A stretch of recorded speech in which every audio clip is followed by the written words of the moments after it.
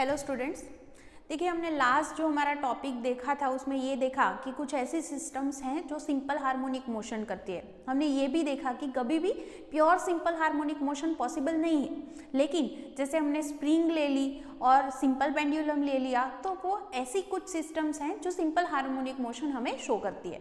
अब आज जो हम बात करने वाले हैं वो है डैम्प्ड सिंपल हार्मोनिक मोशन।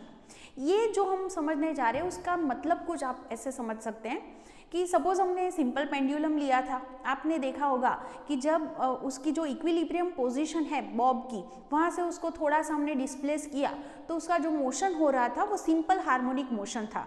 लेकिन हम प्रैक्टिकली भी ये चीज़ देख सकते हैं कि वो मोशन धीरे धीरे होते होते क्या हो जाता है, वो धीरे धीरे डिक्रीज होता जाता है और वो रेस्ट पर आ जाता है। तो पेंडुलम जो है वो रेस्ट पर वापस आ जाता है। तो ये चीज़ हमें देखने को मिलती है। तो इसका रीज़न क्या होगा? तो रीज़न ये है कि जो हमारा जो सिंपल पेंडुलम है उसके आसपास जो उसका जो सराउंडिंग मतलब जो मीडियम है उसकी वजह से कुछ उस पर रेजिस्टिव फोर्स लगती है और वो फोर्स की वजह से ऐसी डैम्पिंग देखने को मिल रही है। सेकेंड चीज़ ये भी है कि जिस सपोर्ट के साथ उसको हमने लगाया है उसके साथ फ्रिक्शनल फोर्स लग रही है और वो भी रेजिस्टिव फोर्स है, तो उसकी वजह से ये जो मोशन है वो मोशन कैसा देखने को मिल रहा है, तो डैम्प्ड मोशन उसको आप बोल सकते हो, डैम्प्ड सिंपल हार्मोनिक मोशन देखने को हमें मिल सकता है। जब डैम्पिंग अगर छोटी है मतलब बहुत ही कम है तो वो मोशन नॉर्मली ऐसा पीरियोडिक मोशन हमें देखने को मिलता है। तो अब हमें आज जो हमारा क्वेश्चन है कुछ ऐसा है कि अगर हमारे पास प्योर सिंपल हार्मोनिक मोशन है तो उसमें तो हम देखते हैं कि जो उसकी फॉर्मूला है डिस्प्लेसमेंट की, तो हम लिख सकते हैं suppose x of t is equal to a cos omega t plus phi, मतलब कि उसकी जो एंगुलर फ्रीक्वेंसी है ओमेगा इज इक्वल टू, हमने जैसे स्प्रिंग के लिए लिखा था ओमेगा इज इक्वल टू हम √k/m लिख सकते हैं। तो अगर आपके पास ऐसा अगर डैम्प्ड सिंपल हार्मोनिक मोशन हुआ तो उसकी ऐसे ही इक्वेशन क्या बनेगी, उसकी एंगुलर फ्रीक्वेंसी क्या होगी, उसकी एनर्जी क्या होगी, उसकी हम फॉर्मूला बनाने जा रहे हैं। तो आप उसके लिए हम एक ऐसा एग्जांपल ले सकते हैं कि ये एक सपोर्ट है, सपोर्ट के साथ मैंने सपोज एक स्प्रिंग को लगाया है जिसके नीचे कुछ मास है m, राइट। अब यहाँ पर हमें ये चीज़ देख सकते हैं, इसके साथ अगर हम कुछ पॉइंटर लगा दें तो हम इसकी ओरिजिनल पोजीशन कहाँ है वो चीज़ चेक कर सकते हैं। इसके आसपास सराउंडिंग सभी, सपोज हम अभी एयर की बात कर रहे हैं, आप इसको किसी भी मीडियम में रख सकते हैं। अभी सपोज एयर है, अब हम जानते हैं कि ये जो स्प्रिंग कांस्टेंट है सपोज मैंने k ले लिया, इसको हम यहाँ से थोड़ा सा उसको डिस्प्लेस करेंगे और फिर छोड़ देंगे तो वो सिंपल हार्मोनिक मोशन करना स्टार्ट कर देगा। लेकिन हम जानते हैं कि धीरे धीरे इसका मोशन कैसा होता जाता है, स्लो हो जाता है, राइट, और धीरे धीरे वो वापस अपनी ओरिजिनल कंडीशन में वापस आ रहा है। तो इसका मतलब ये हुआ कि इस पर कुछ फोर्स लग रही है, हमारा जो ये जो हमने जो मास लगाया है मतलब स्प्रिंग के नीचे, तो उस पर कुछ फोर्स लग रही है जिसकी वजह से ऐसा डैम्प्ड मोशन देखने को हमें मिल रहा है। तो यहाँ पर ये जो फोर्स लग रही है वो डैम्प्ड फोर्स, उसको मैं लिख रही हूँ FD, वो ऑलवेज प्रोपोर्शनल टू होती है वेलोसिटी, मतलब हमने जो सिस्टम ली है उसकी वेलोसिटी पर डिपेंड करती है और उसकी डायरेक्शन उससे ऑपोजिट होती है। तो हम लिख सकते हैं FD is equal to minus BV, where B is a positive constant, उसको हम डैम्प्ड कॉन्स्टेंट भी बोल सकते हैं। यहाँ पर एक चीज़ आप नोट कर सकते हैं कि ये जो डैम्प्ड कांस्टेंट हुआ B वो किस पर डिपेंड करेगा, तो हमने यहाँ पर जो मीडियम लिया है उसकी विस्कोसिटी पर डिपेंड करेगा। सेकेंड कि उसके डायमेंशन क्या है, मतलब कि मैंने यहाँ पर सपोज हमने सिंपल पेंडुलम लिया था तो उसकी जो बॉब है उसकी रेडियस क्या है, ये सारी चीज़ पर, उसकी वेलोसिटी पर, उस पर वो डिपेंड करता है। मैं आपको एक एग्जांपल दूँ, आपने स्टोक्स लॉ पढ़ा होगा, है ना, तो आप वहाँ पर ऐसे फोर्स की फॉर्मूला लिखते हैं 6 पाई ईटा RV, राइट। तो इसका मतलब फोर्स किस पर डिपेंड करता है, ये विस्कोसिटी कांस्टेंट हो गया, ये हो गया रेडियस, ये हो गई वेलोसिटी। तो इससे आप ये चीज़ यहाँ पर भी बोल सकते हैं। देखिए मैं आपको एग्जांपल दे रही हूँ यहाँ पर कि सपोज मैंने आप ऐसे सोचो, आपने एक सिंपल पेंडुलम ले लिया, उसको आप एयर में मोशन करवा रहे हैं और तब आपको जो डैम्पिंग देखने को मिलेगी, और उसको आप कंपेयर करो कि वही पेंडुलम आप वाटर में रख रहे हैं, राइट, और वहाँ पर जो डैम्पिंग देखने को मिलेगी तो आप वो चेक कर सकते हैं कि वाटर है तो उसमें डैम्पिंग ज़्यादा होगी। क्योंकि उसकी विस्कोसिटी अलग है, राइट। तो यहाँ पर ये चीज़ होगी कि कैसी फोर्स उस पर लग रही है, जो डैम्पिंग फोर्स लगती है वो कौन कौन सी चीज़ों पर डिपेंड करती है, वो चीज़ बहुत ही इंपॉर्टेंट है। तो आप बोल सकते हैं कि यहाँ पर जो हमने बी पॉजिटिव कांस्टेंट लिखा है, लेकिन ये जो कांस्टेंट है वो जो मीडियम है उसकी विस्कोसिटी पर डिपेंड करेगा, जो हमने यहाँ पर जो सिस्टम ली है उसकी जो डायमेंशन है उस पर डिपेंड करेगा। सेकेंड, ये वेलोसिटी पर ये फोर्स डिपेंड करेगी। ये सारी चीज़ें यहाँ पर बहुत ही इंपॉर्टेंट है। तो यहाँ पर हमारी जो ये सिस्टम है उस पर एक फोर्स लग रही है, डैम्पिंग फोर्स। सेकेंड हम बात करते हैं कि जैसे मैंने इसको यहाँ से x जितना डिस्प्लेसमेंट दिया, तो वो वापस से वो सिंपल हार्मोनिक मोशन करेगा और वापस अपनी ओरिजिनल कंडीशन में वापस आने के लिए जो हमारी स्प्रिंग है उस पर और एक फोर्स लगती है, that is called spring force. और हम जानते हैं F इज इक्वल टू कितनी होती है वो force, minus kx, where k is a spring constant. तो यहाँ पर नेट फोर्स कितनी हो गई, तो हम बोल सकते हैं कि नेट फोर्स कितनी लगेगी, तो F इक्वल टू ये दोनों का टोटल करना पड़ेगा, FD प्लस FS। FD मतलब है minus BV and plus FS मतलब है माइनस KX, राइट। तो ये हो गई नेट फोर्स। अब हम जानते हैं from Newton second law, F equal to मैं लिख सकती हूँ MA, तो MA is equal to minus B, V मतलब velocity in time t, right. तो यहाँ इसको ये इक्वेशन को हम ऐसे भी लिख सकते हैं, ये दोनों टर्म को अगर हम लेफ्ट हैंड साइड पर लेकर आते हैं तो वो दोनों पॉजिटिव हो जाएंगी और इक्वल टू 0, ऐसे भी हम इक्वेशन लिख सकते हैं। अगर मुझे उसको क्वाड्रेटिक इक्वेशन के फॉर्म में लिखना है तो हम जानते हैं कि वेलोसिटी मतलब dx/dt, मतलब कि डिस्प्लेसमेंट का आप टाइम के अकॉर्डिंग डिफ्रेंसिएशन निकालोगे तो आपको वेलोसिटी मिलेगी, और 2 बार डिफ्रेंसिएशन निकालोगे तो आपको एक्सेलरेशन मिल सकता है। मतलब ये इक्वेशन आपका ऐसे बनेगा, md²x/dt², ये टर्म इस तरफ लेकर आ रहे हैं तो प्लस b, v की जगह पर हम लिख सकते हैं dx/dt, ये टर्म क्या होगी plus k equal to kx equal to 0। तो ये क्वाड्रेटिक फॉर्म में हमें एक इक्वेशन मिल रहा है। तो ये जो इक्वेशन है हमें डैम्प्ड सिंपल हार्मोनिक मोशन के लिए मिल गया।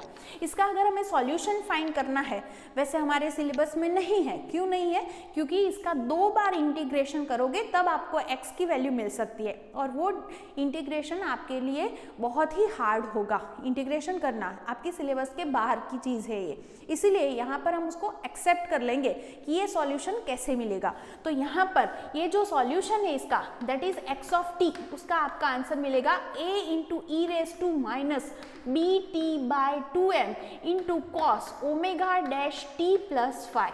आप एक चीज़ नोट कर सकते हैं कि सिंपल हार्मोनिक मोशन का जो सॉल्यूशन था, मतलब डिस्प्लेसमेंट की फॉर्मूला थी, वो कुछ ऐसी थी, x of t is equal to a cos omega t plus 5। इससे कुछ हमारा आंसर अलग मिला है। इसका मतलब ये हुआ कि यहाँ पर जो रिजल्टेंट आंसर है उसमें हम देख सकते हैं कि एम्पलीट्यूड, जो रिजल्टेंट एम्पलीट्यूड है उसको सपोज मैं a डैश लिख रही हूँ, तो a डैश की वैल्यू मुझे मिली है a into E raise to minus B T by 2m, और यहाँ पर जो ओमेगा डैश है, omega dash is equal to होगा under root k by m minus B square by 4m²। आपको ये चीज़ें एक्सेप्ट करनी है अभी के लिए कि इसका सॉल्यूशन निकालेंगे तो ये आंसर हमें ये मिलने वाला है। आप यहाँ पर एक चीज़ नोट कर सकते हैं कि अगर डैम्प मोशन नहीं है तो b इक्वल टू 0 होगा। अगर ये b इक्वल टू 0 हो गया तो ओमेगा जो नेचुरल फ्रीक्वेंसी थी, omega is equal to under root k by m, वही इक्वेशन हमें यहाँ पर मिल सकता है, राइट। तो ये चीज़ हो गई आपके लिए कि अगर डैम्प सिंपल हार्मोनिक मोशन है तो उसके लिए हमें रिजल्टेंट जो x मिलेगा उसकी फॉर्मूला ये बनने वाली है, और उसके अकॉर्डिंग एम्पलीट्यूड और जो एंगुलर फ्रीक्वेंसी है वो आपको इतनी मिलेगी। ये चीज़ आपको ध्यान में रखनी है। सेकंड, और एक चीज़ है कि यहाँ पर हमने देखा कि ये सिंपल हार्मोनिक मोशन नहीं है, मतलब डैम्प्ड सिंपल हार्मोनिक मोशन है। तो यहाँ पर क्या हो रही है, धीरे धीरे इसकी एनर्जी जो है वो डिक्रीज होती जा रही है। वैसे आपने देखा होगा कि एनर्जी की नॉर्मली हम फॉर्मूला लिख रहे थे 1/2 kA², राइट। तो यहाँ पर एनर्जी डिक्रीज हो रही है और वो एनर्जी कहाँ जाएगी, तो जो सराउंडिंग है उसमें हीट के फॉर्म में आपको वो एनर्जी यहाँ पर मिल सकती है। तो जो डिसिपेटेड एनर्जी है वो आपको हीट एनर्जी के फॉर्म में यहाँ पर सराउंडिंग में मिल सकती है। और आप ये वाली इक्वेशन से भी समझ सकते हैं। देखिए यहाँ पर जो एम्पलीट्यूड है, सपोज ए डैश है, तो यहाँ ए डैश की वैल्यू हम रखेंगे, दैट इज क्या है, a into E raise to minus B T by 2m whole square करोगे तो आपका एनर्जी का आंसर कुछ ऐसा मिलेगा, 1/2 k, a का स्क्वायर होगा और e की पावर में बाई 2m है तो 2 कैंसिल होगा, तो e की पावर होगी minus B T by m. तो एनर्जी की जो वैल्यू मिल रही है उससे भी आप समझ सकते हैं, जैसे टाइम इंक्रीज होगा तो एनर्जी है वो एक्सपोनेंशियली डिक्रीज होगी, e की पावर में माइनस है। सेम वे आप एम्पलीट्यूड के लिए भी बोल सकते हैं कि जैसे जैसे टाइम इंक्रीज होगा तो एम्पलीट्यूड है वो भी एक्सपोनेंशियली क्या होगा, डिक्रीज। मतलब कि अगर मैं x of T against T का अगर मैं ग्राफ बनाऊं तो वो ग्राफ कुछ ऐसे बनेगा। सपोज ये मोशन ऐसा है तो धीरे धीरे ये जो एम्पलीट्यूड है वो धीरे धीरे क्या होता जाएगा, डिक्रीज होता जाएगा। तो जो डैम्प सिंपल हार्मोनिक मोशन है उसके लिए ये ग्राफ, जो डिस्प्लेसमेंट का ग्राफ है, कुछ ऐसे बनेगा। जैसे आपको याद होगा कि सिंपल हार्मोनिक मोशन था तो उसका ग्राफ हमें ऐसे मिल रहा था, मतलब कि एम्पलीट्यूड जो था वो कांस्टेंट ही था, वो टाइम के साथ चेंज नहीं हो रहा था। लेकिन यहाँ पर हम देख सकते हैं कि यहाँ पर इसकी जो एम्पलीट्यूड की जो इक्वेशन है उसमें टाइम वाली टर्म है, तो जैसे टाइम चेंज होगा तो एम्पलीट्यूड भी यहाँ पर चेंज होगा और वो क्या होगा, डिक्रीज होगा, इसीलिए उसकी ग्राफ कुछ ऐसी बनेगी। सेकेंड चीज़ आप यहाँ पर एक चीज़ ये भी बोल सकते हैं, मैं यहीं पर लिख रही हूँ वो चीज़ कि अगर यहाँ पर अगर हम नोट डाउन करें कि b की वैल्यू अगर वेरी लेस देन √km है, आप जानते हैं k मतलब spring constant and m is mass, ये जो मास हमने लिया है वो, और you can write b by √k/m is very less than 1, then you can write take approximately b is approximately 0। अगर ये चीज़ हो गई कि b by √km, ये दोनों की अगर डायमेंशन निकालोगे तो वो सेम ही मिलेगी, आप चेक कर सकते हो। तो अगर ये जो रेशियो है वेरी लेस देन 1 हुआ, मतलब b को अप्रोक्सीमेटली आप 0 ले सकते हो। अगर b 0 हो गई तो देख सकते हो आप ओमेगा डैश की इक्वेशन, अगर मैंने इसको b को 0 ले लिया तो ओमेगा की इक्वेशन क्या मिलेगी, √k/m। एम्पलीट्यूड देखो आप, यहाँ पर b की वैल्यू 0 रखोगे तो e raise to 0 that is 1, तो एम्पलीट्यूड भी a जितना मिलेगा, मतलब कि वो मोशन कैसी मिलेगी हमें, जो सिंपल हार्मोनिक मोशन है वही मोशन हमें यहाँ पर देखने को मिलेगी। तो ये चीज़ आपके लिए थी। तो आप ज़रूरत लगे तो फिर से एक बार जो लेक्चर में मैंने बोला है वो रिपीट करके आप सुन लेना, जिससे पता लगे कि यहाँ पर हमने इस पर जो जो फोर्सेस लग रही है, one is called damp force, जो इसकी वेलोसिटी के प्रपोर्शन में लेकिन उल्टी डायरेक्शन में लग रही है, इसलिए एक डैम्प फोर्स थी। सेकंड जो स्प्रिंग फोर्स थी, तो दोनों का रिजल्टेंट फोर्स हमने निकाला, उससे हमने न्यूटन सेकंड लॉ यूज करके हमें डिस्प्लेसमेंट का ये इक्वेशन लिया है, जहाँ पर ये इतनी चीज़ें आपको समझनी ज़रूरी है कि एम्पलीट्यूड डिक्रीज हो रहा है, इसकी एंगुलर फ्रीक्वेंसी को हम ऐसे लिख सकते हैं, उस पर से एनर्जी की भी फॉर्मूला बना सकते हैं, और अगर b is very less than √km हुआ उस कंडीशन में b इज़ अप्रोक्सीमेटली हम 0 ले सकते हैं, तो जो डैम्प सिंपल हार्मोनिक मोशन है उसको हम as a simple harmonic motion consider कर सकते हैं। तो अब इसके अकॉर्डिंग हमारे टेक्स्ट बुक में एक जो न्यूमेरिकल दिया है, इलस्ट्रेशन दिया है, अब हम उसकी बात करते हैं। देखिए क्वेश्चन नंबर है 14.10।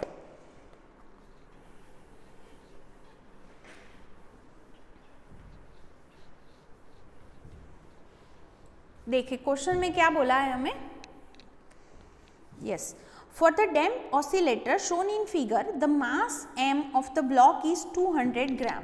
मतलब पहली चीज हमें दे रखी है दैट इज मास, तो मैं लिख सकती हूँ m इज 200 ग्राम, उसको मुझे किलोग्राम में कन्वर्ट करना है तो 200 इंटू 10⁻³ मतलब 0.2 किलोग्राम भी आप लिख सकते हो। देन स्प्रिंग कांस्टेंट दिया है k 90 न्यूटन पर मीटर। उसके बाद है and the damping constant b is given 40 ग्राम पर सेकेंड, उसको मुझे किलोग्राम पर सेकेंड में कन्वर्ट करना है तो इंटू 10⁻³ करना पड़ेगा, तो 0.04 किलोग्राम पर सेकेंड भी उसको आप लिख सकते हो। यहाँ पर पूछा है first calculate the period of oscillation, then Second, time taken for its amplitude of vibrations to drop to half of its initial value. And third, the time taken for its mechanical energy to drop to half it's initial value. देखिए यहाँ पर first चीज़ जो हमें दी है वो है, हमें क्या चाहिए यहाँ पर, टाइम पीरियड टी की वैल्यू चाहिए।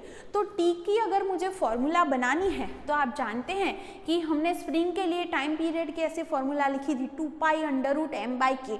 लेकिन ये फॉर्मूला कब लिख सकते हैं, जब सिंपल हार्मोनिक मोशन है तब, प्योर सिंपल हार्मोनिक मोशन। तो यहाँ पर हम चेक कर सकते हैं, जैसे मैंने लास्ट एक कंडीशन लिखी थी कि when b is very less than √km और b/√km ratio very less than 1 होगा, तो उस कंडीशन में b अप्रोक्सीमेटली हम 0 ले सकते हैं।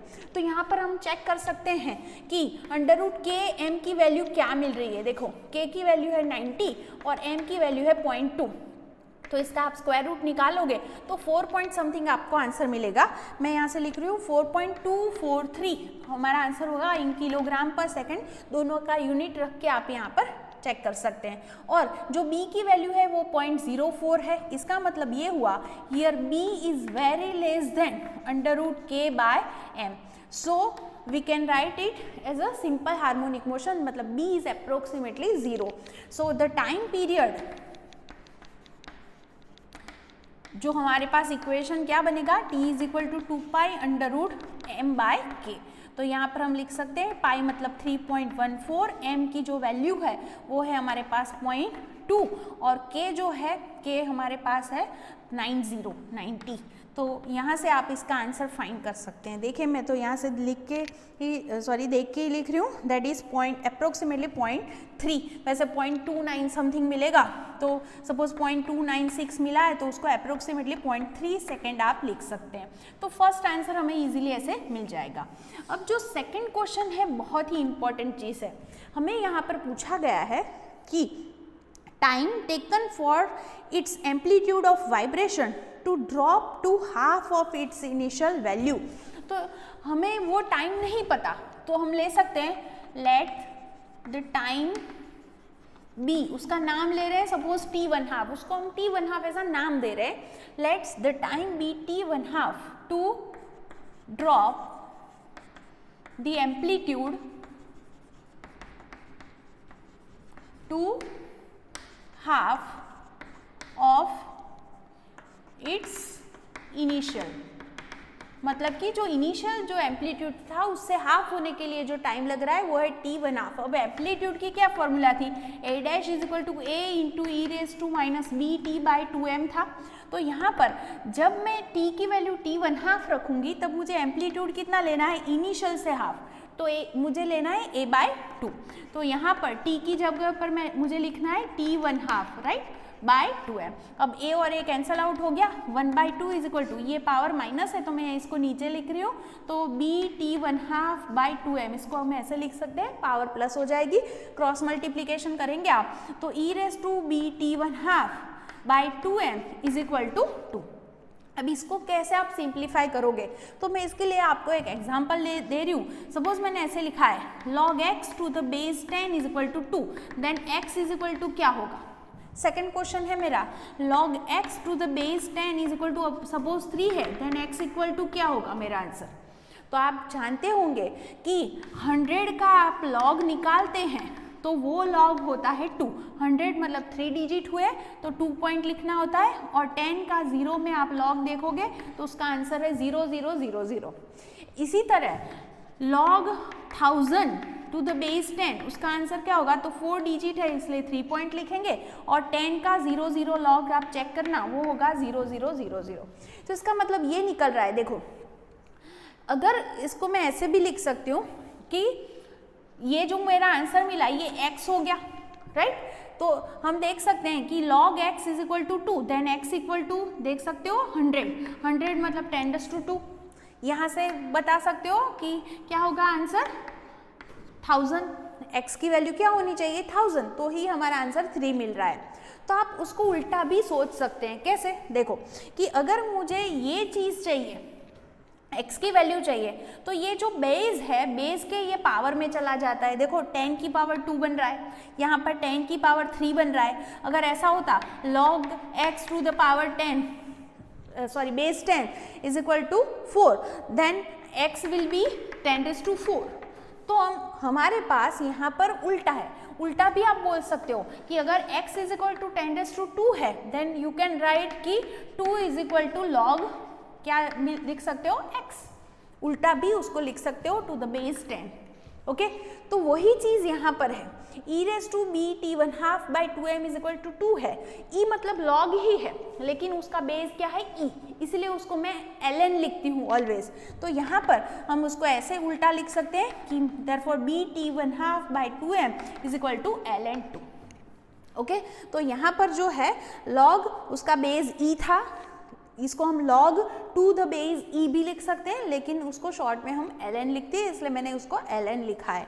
ln का मतलब होता है 2.303 into log 2 to the base 10, और log 2 का आप आंसर निकालोगे तो वो है 0.3010, और ये दोनों को मल्टीप्लाई करोगे तो आपका आंसर होगा 0.693, मतलब कि bt1/2m का आंसर हमें इतना मिल रहा है। मुझे t1/2 चाहिए तो t1/2 इज इक्वल टू क्या होगा, यहाँ पर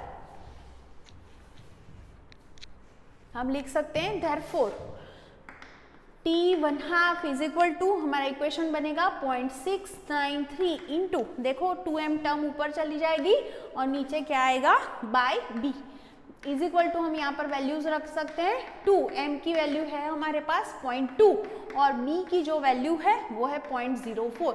तो कैलकुलेशन करो आप, ये तो कैंसल आउट होगा, मतलब 6.93 सेकेंड आपका आंसर मिलेगा। तो इतने टाइम के बाद जो एम्पलीट्यूड है वो इनिशियल से कैसा हो जाएगा, हाफ हो जाएगा। अब ऐसा ही हमारा एक क्वेश्चन जो है क्वेश्चन सी, उसमें पूछा है कि एनर्जी कितने टाइम में इनिशियल से हाफ हो जाएगी। तो देखिए एनर्जी की फॉर्मूला हमारी ऐसी थी, E is equal to 1/2 kA²। A की वैल्यू क्या है हमारे पास यहाँ A', और A' की वैल्यू मैं यहाँ पर लिख रही हूँ, A' मतलब क्या है, इसका मुझे स्क्वायर करके लिखना है, मैं डायरेक्टली लिख रही हूँ A² E की पावर क्या हो जाएगी -bt/2 चला जाएगा m। ये मैंने सिर्फ इस A' की वैल्यू रखी है स्क्वायर करके। यहाँ पर 1/2 kA² वो इनिशियल एनर्जी है, राइट। इसका मतलब at time t equal to 0 तो ये पावर चली जाएगी, तो ये इनिशियल एनर्जी उसको हम लिख सकते हैं। तो इक्वेशन हमारी ओरिजिनल ये बन गई E0 इंटू e⁻bt/m। अब हमें जो बताया वो कुछ ऐसा है कि एनर्जी क्या हो रही है, हाफ हो रही है, तो वो टाइम हमें फाइंड करना है। t की वैल्यू हम लिख रहे हैं t1/2, जब एनर्जी हाफ हो रही है तब। अब सेम कैलकुलेशन होगी, E0 कैंसल आउट, तो 1/2 इज इक्वल टू, ये पावर नीचे लिख रहे हैं तो पॉजिटिव हो जाएगी, bt1/2/m लिख सकते हैं। क्रॉस मल्टीप्लीकेशन करोगे तो e⁻bt1/2/m इज इक्वल टू 2। यहाँ से e को आप दूर करोगे तो ln 2 लिख सकते हो, तो हम लिख सकते हैं b into t1/2/m is equal to ln 2। ln मतलब जो हमने पहले भी कैलकुलेशन की है 2.303 log 2, राइट, और उसकी जो वैल्यू है मैं थोड़ा सा घुमा देती हूँ ताकि आपको बोर्ड में ठीक से दिख सके। ओके, तो यहाँ पर ln 2 की जो वैल्यू है वो हमने अभी निकाली थी, वो मिल रही थी 0.693, तो मैं उसको 0.693 लिख रही हूँ। तो हम यहाँ पर लिख सकते हैं therefore bt1/2/m is equal to 0.693, then t1/2 equal to 0.693 into m by b।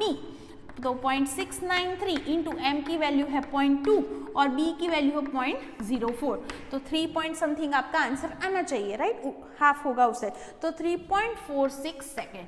तो आप देख सकते हैं यहाँ पर कि एनर्जी जो है वो पहले ही हाफ हो गई इनिशियल एनर्जी से, और एम्पलीट्यूड 6.93 सेकेंड पर हाफ हो रहा है। तो यहाँ पर हम देख सकते हैं कि ग्रेजुअली जो एनर्जी है और एम्पलीट्यूड है वो धीरे धीरे कम होता जा रहा है। तो ये हो गया डैम्प सिंपल हार्मोनिक मोशन। तो पूरा क्वेश्चन आपको आंसर इसका दिख रहा होगा, उसको आपको ऐसे लिखना है और अच्छी तरीके से आप इसको फिर से कैलकुलेट कर लेना ताकि आपसे मिस्टेक ना हो। ओके, तो नेक्स्ट लेक्चर में हमारा लास्ट टॉपिक रहेगा, वो नेक्स्ट लेक्चर में हम डिस्कस करेंगे।